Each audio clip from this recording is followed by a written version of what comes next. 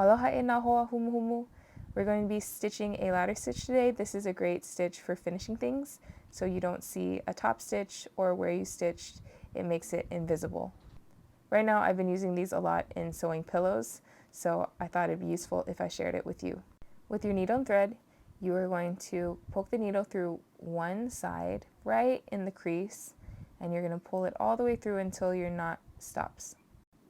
Then you're going to poke the needle through the very opposite side, right about where your first stitch was, and this time instead of going from underneath, you're going to be poking it down inside, then turn your needle on its side and feed it through parallel to where the two creases are.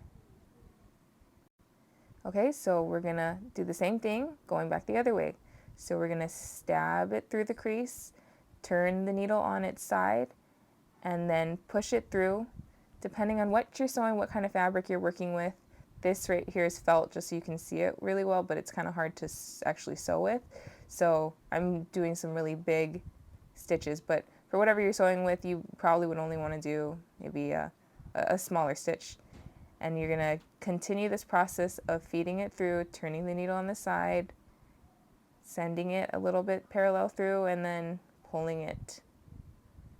And then you just keep on doing that.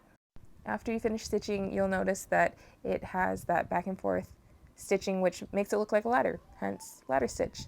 When you pull it tight, it'll all disappear. Like I said before, this is felt, so you're not going to see it this much when you're using fabric. Oye, vale no. That's it. Let me know what stitch we should do next.